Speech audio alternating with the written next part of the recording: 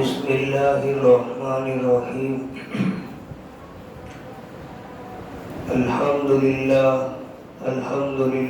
نحمده ونستعینه ونستغفره ونؤمن به ونتوکل علیہ ونعوذ باللہ من شرور انفسنا ومن سیئات اعمالنا من يهده الله فلا مضل له ومن يضلله فلا هادي له ونشهد أن لا إله إلا الله وحده لا شريك له ونشهد أن سيدنا وسندنا ومولانا محمدا عبده ورسوله أرسله بالحق بشيرا ونذيرا وداعيا إلى الله بإذنه وسراجا منيرا أما بعد فأعوذ بالله من الشيطان الرجيم بسم الله الرحمن الرحيم من عمل صالحا من ذكر أو أنثى وهو مؤمن فلنحيينه حياة طيبة صدق الله العظيم. میرے محترم بزرگوں، گزشتہ جمعہ یہ مضمون چل رہا تھا کہ آج دنیا میں چاروں طرف دیکھا جائے ہر انسان پریشان نظر آتا ہے. کوئی روزی کے اعتبار سے پریشان، کوئی گھر بار کے اعتبار سے پریشان. ہر ایک کی کچھ نہ کچھ اپنی پریشانی کی وجوہات ہیں اور وہ اس کے پیچھے پریشان ہیں. اب سوال یہ ہے کہ کیا وہ اپنی پریشانی کو دور کرنے کی تدبیریں نہیں کر رہا ہے، اس لیے وہ پریشان ہے؟ سکون حاصل کرنے کے اسباب اختیار نہیں کر رہا ہے، اس لیے وہ پریشان ہے؟ لیکن ایسا نہیں ہے. ہر انسان اپنے مقصد کے حاصل ہونے والے اسباب کو جتنا اس کی طاقت اور قدرت میں ہوتا ہے اسے اختیار کرتا ہے اور کر رہا ہے. کوئی لمحہ، کوئی وقت وہ ایسا نہیں چھوڑتا جس میں وہ اپنے مقصد کے حصول کی محنت نہ کر رہا ہو. تو پھر آخر اس انسان کی پریشانی کیوں نہیں جاتی؟ جب اس نے سارے اسباب و وسائل اختیار کر لیے تو پھر اس کا مقصود بھی حاصل ہونا چاہیے تھا، اس کی منزلیں طے ہونی چاہیے تھی، لیکن پھر بھی وہ اپنی منزل پر پہنچنے سے دور ہے. تو اس کی ایک وجہ یہ بتائی گئی کہ انسان اپنے اصولوں پر، اپنے بتائے ہوئے دستور اور قانون پر چل کر کامیابی حاصل کرنا چاہتا ہے، اور اللہ تعالیٰ کا اپنا اصول ہے کہ جس سے وہ اپنے بندوں کو کامیابی کی منزل تک پہنچاتا ہے. تو آج انسان سارے اسباب و وسائل اختیار کر کے بھی ناکام اور اپنے مقصود کو حاصل کرنے سے پیچھے جو ہے، اس کی ایک لاکھ اور صاف وجہ یہ ہے کہ جو ترتیب خداوندی تھی کامیاب ہونے کی، منزلوں پر پہنچنے کی، انسان اس ترتیب پر نہیں چل رہا ہے. اللہ تعالی کی ترتیب یہ ہے، فرمایا من عمل صالحا من ذکر او انثى وهو مؤمن جو انسان خوشگواری کی زندگی چاہتا ہے، کامیابی کی زندگی چاہتا ہے، وہ سن لے کہ پہلے اپنے اعمال کو سنوارو، پھر ہم تمہارے حالات سنواریں گے۔ تو ترتیب خداوندی تو یہ ہے کہ پہلے اعمال سنوارے جائیں، پھر حالات اللہ تعالی خود بخود سنوار دیں گے۔ لیکن انسان سارے اسباب و وسائل اختیار کر کے جو غلطی کر کے آج اپنے مقصود کو حاصل کرنے سے محروم ہے، وہ یہی ہے کہ وہ اس ترتیب کی الٹی چال چل رہا ہے۔ آج ہر انسان یہ سوچتا ہے کہ پہلے ہمارے حالات سنور جائے، کچھ روزی کا نظام بیٹھ جائے،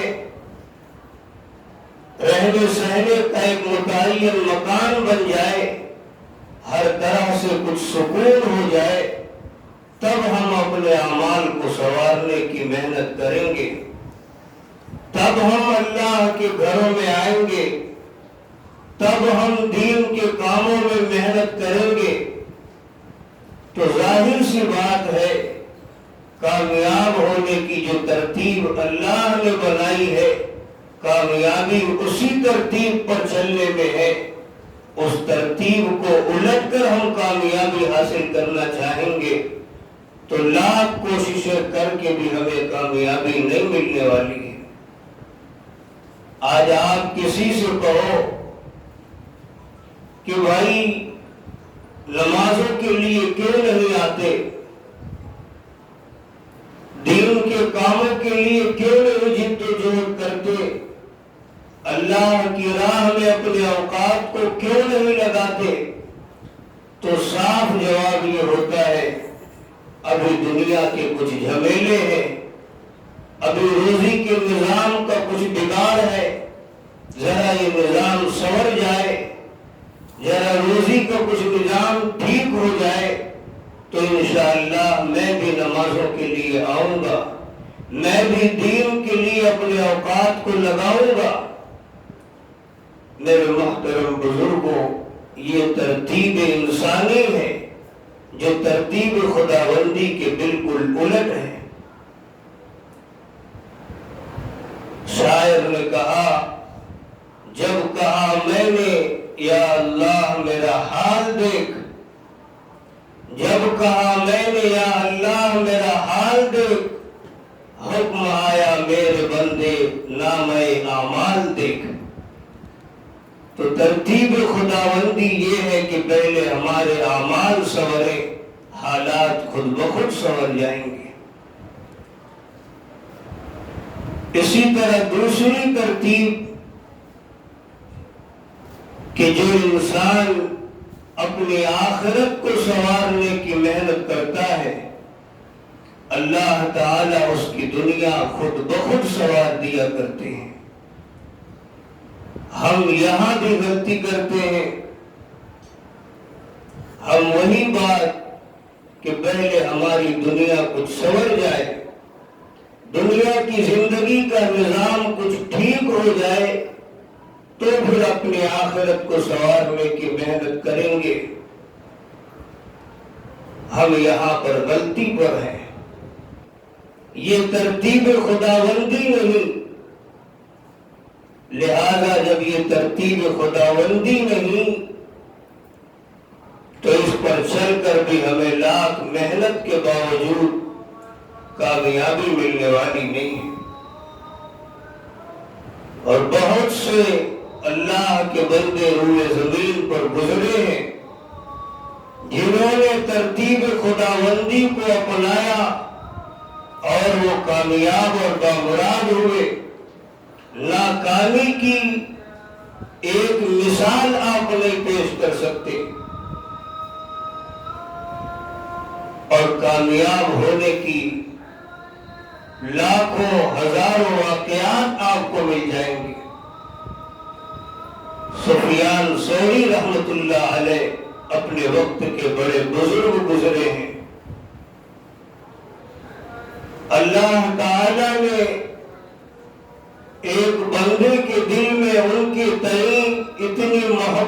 عطا فرما دیے تھے کہ وہ بندہ حضرت سفیان ثوری رحمت اللہ علیہ کو سال کے 365 دن کے حساب سے 365 جوڑے بنا کر دیا کرتا تھا.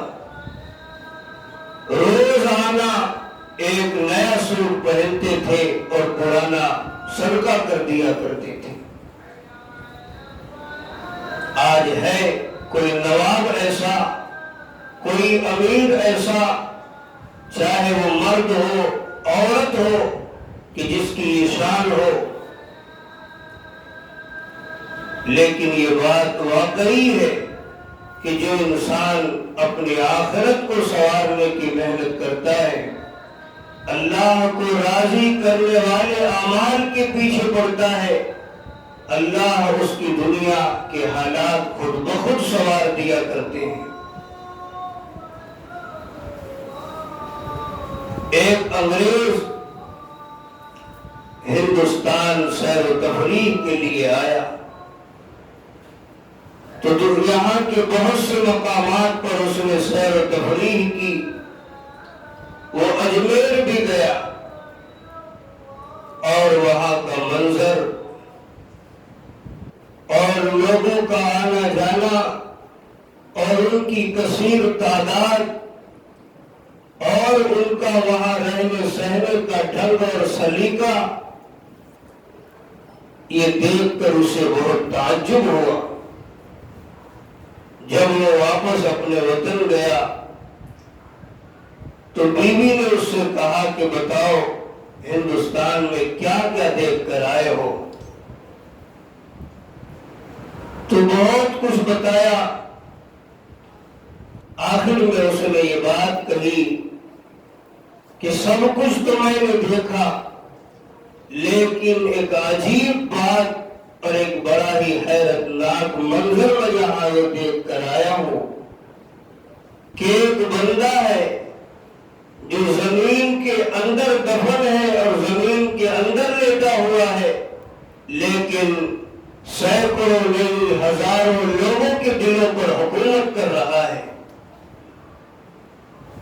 آخر اس نے اپنی زندگی میں وہ کیا کارنامہ انجام دے کر گیا، اس نے لوگوں کے ساتھ کیا سلوک کر کے گیا ہے کہ آج وہ زمین کے اندر ہے اور اس کے جاتے ہوئے آج سال سال گزر گئے، لوگ پروانہ وار اس کی زیارت کو آتے ہیں، وہاں آ کر اپنے مراد کی دعائیں کیا کرتے ہیں. تو یہ وہ لوگ تھے جو دنیا میں اپنی دنیا کو سنوارنے کی محنت نہیں کرتے تھے، اپنی آخرت کو سنوارنے کی محنت کیا کرتے تھے. نتیجہ یہ ہے کہ آج سال گزر گئے، نام و نشان ہی نہیں، ان کی زیارت کو لوگ جھوک در جھوک آتے ہیں. اسی طرح ہارون رشید کا واقعہ ہے. وہ اپنے گھر کی کھڑکی پر کھڑا تھا، وہاں سے دیکھ رہا ہے کہ امام ابو یوسف رحمت اللہ علیہ مسجد کی طرف آ رہے ہیں. ان کے پیچھے 2 شاگرد ہیں جن میں سے ہر ایک کی یہ خواہش ہے کہ حضرت جب مسجد کے گیٹ پر پہنچ کر جوتا اتاریں گے تو میں پہلے اٹھاؤں گا. چنانچہ وہ دیکھ رہا ہے اور امام ابو یوسف رحمت اللہ علیہ جب مسجد کے دروازے پر پہنچے اور ان دونوں شاگردوں نے آپس میں فیصلہ کر لیا، ایک نے ایک جوتا اٹھایا، دوسرے نے دوسرا جوتا اٹھایا اور اس کے بعد ایک رومال بچھایا.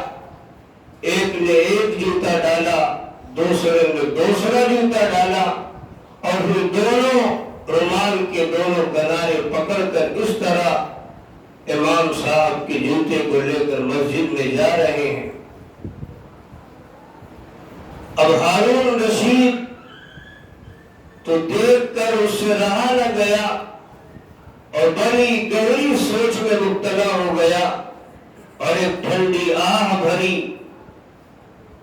اب جب یہ پریشان ہوا تو بیوی نے کہا کہ کیا بات ہے؟ کہنے لگا یہ تو لوگ ہمیں بھی بادشاہ کہا کرتے ہیں، یہ تو لوگ ہمیں بھی امیر شہر کہا کرتے ہیں، لیکن کیا کبھی ہمارے بھی جوتے اٹھانے کے لیے کوئی اس طرح مرا کرتا ہے؟ کسی نے ہمارے جوتے بھی اٹھانے کے لیے یہ چال چلی ہو تو اصل بادشاہت انہیں حاصل ہے۔ اس زمین کی اصل بادشاہ تو یہ ہیں۔ تو میرے محترم بزرگوں، ایک نہیں ہزاروں مثالیں آپ کو ملیں گی کہ جو انسان اپنی آخرت کو سنوارنے کی محنت کرتا ہے، اللہ تعالیٰ اس کی دنیا کے حالات خود بخود سنوار دیا کرتے ہیں۔ اور حضرت حسن رضی اللہ تعالی عنہ کا پیغام ہے نوجوانوں کے نام کہ اے نوجوانوں، دنیا سے عبرت حاصل کرو اور یہاں رہ کر آخرت کی تیاری کرو، اس لیے کہ ہم نے کتنے ایسے لوگ دیکھے ہیں جو دنیا میں آخرت کی محنت کیا کرتے تھے، اللہ نے بے پناہ دنیا انہیں مفت عنایت فرمائی ہے، ان کے محلات ہم نے بنتے دیکھے ہیں، ان کے لیے بڑی بڑی زمینیں ہوتی ہم نے دیکھی ہیں، لیکن ایسا انسان جو دنیا کے لیے محنت کرتا ہو اور دنیا کا طلبگار ہو، ہم نے نہیں دیکھا کہ دنیا اسے ملی ہو کہ نہ ملی ہو، آخرت اسے اللہ مفت نہیں دیں گے۔ میرے محترم بزرگوں، ہمیں اس دنیا میں رہ کر اپنی آخرت کو سنوارنے کی محنت کرنی ہے۔ محنت ہر انسان آج کر رہا ہے، سستی کاہلی کوئی نہیں کر رہا ہے، لیکن بس ہمیں اپنا پہلو بدلنا ہے، اپنی راہ بدلنا ہے، اپنا دستور بدلنا ہے۔ مالک بن دینار رحمت اللہ علیہ فرماتے تھے کہ جو انسان دنیا میں رہ کر دنیا کے پیچھے مرے گا، دنیا ہی کا غم ہر دم اسے رہے گا، اللہ تعالیٰ پھر آخرت کا غم، آخرت کی فکر رفتہ رفتہ اس سے اور نکال دیں گے۔ اور جو انسان دنیا میں رہ کر آخرت کا غم پیدا کرے گا، اللہ تعالیٰ دنیا کے ہموم و غموم سے اسے نجات عطا فرما دیں گے۔ تو میرے محترم بزرگوں، ہمیں چاہیے کہ ہم اپنی آخرت کو سنوارنے کی محنت کریں، جو ترتیب خداوندی ہے اس کو اپنانے کی محنت کریں۔ اللہ تعالیٰ ہماری دنیا کے حالات، ہماری آخرت کے حالات ہماری اسی ایک محنت کے نتیجے میں سنوار دیں گے۔ اللہ تعالیٰ سے دعا کریں ہمیں کہنے سننے سے زیادہ عمل کی توفیق عطا فرمائے۔